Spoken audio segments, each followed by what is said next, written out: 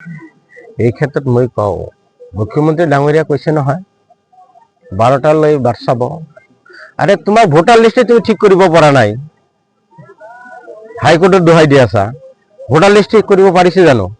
মই এতিয়া আপোনালোকৰ জৰিয়তে কৈ আছো, মোৰ ভোটাৰ লিষ্ট ঠিক কৰিব পৰা নাই এতিয়ালৈ। টিল ডেট তুমি কাক লৈ ইলেকশ্যন পাতিবা? তোমাৰ ভোটাৰ লিষ্ট ঠিক কৰিব পৰা নাই। তুমি এটা ওয়াৰ্ডত যদি আছে 400 ভোট আৰু এটাত 2800 ভোট, 3000 ভোট, এনেকুৱা ইলেকশ্যন হয় নেকি? 10টা ইউনিট থাকে, 10টা ইউনিটত কোৱা নাই যে সকলো সমান হ'ব লাগে, অলপ কম বেছি হ'ব পাৰে।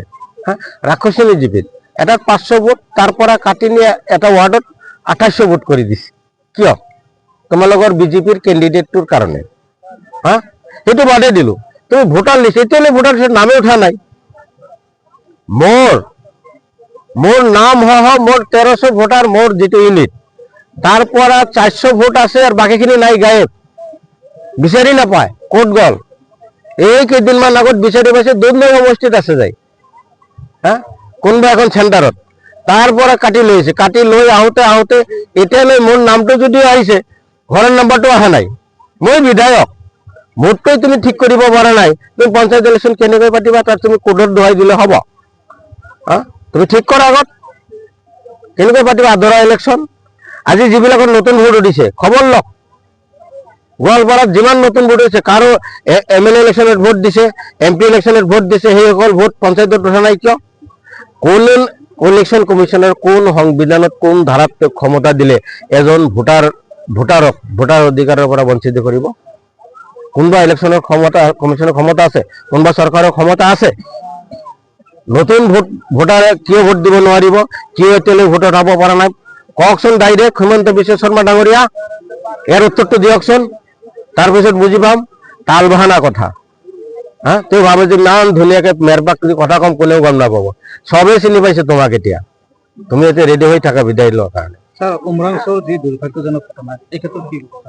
দুৰ্ভাগ্য মই কি কৈছো, হিমন্ত বিশ্ব শৰ্মা ডাঙৰীয়া মানুহক মাৰি কাটি ৰক্ত খাই তেওঁৰ ব্যক্তিগত টকা অৰ্জন কৰিব লাগে।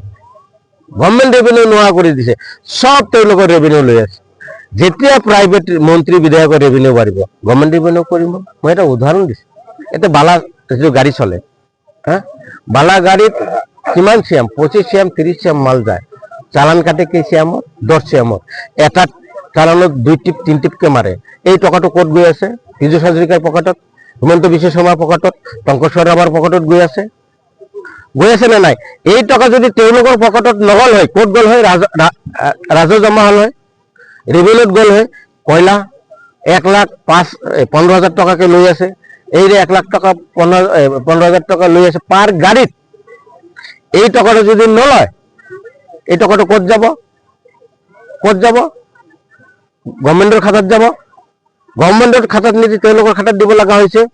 এনেকুৱা প্ৰত্যেক সুপাৰীকে কওক, মাছকে কওক, যিমান আছে য'ত আমাৰ ৰেভিনিউ আহিব, বাহিৰা ষ্টেটৰ পৰা এটা মাল আহিলে আমাৰ ৰেভিনিউ আহিব, আমি টেক্স পাম, GST পাম, সেইবিলাক ক'ত গৈ আছে? এতিয়া গোটেই হিমন্ত বিশ্ব শৰ্মাৰ পীযুষৰ পকেটত গৈ আছে, সিহঁতে ৰেভিনিউ উঠাই আছে।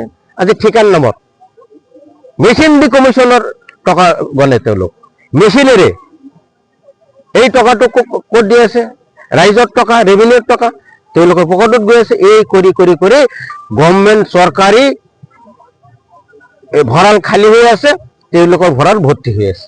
26ত যেহেতু বিধানসভা ইলেকশ্যন আছে, পশ্চিম সমষ্টিৰ বিধায়ক উচিত মণ্ডলে সমষ্টিত ঘূৰি আছে, এই ক্ষেত্ৰত কি ক'ব? এটা হিমন্তৰ এজেণ্ট, হিমন্ত বিশ্ব শৰ্মা এজেণ্ট পঠাই দিছে, একে ৰচিদ আলমক হাৰাব লাগে, এজেণ্ট পঠাই দিছে, চুক্তি কৰি দিছে।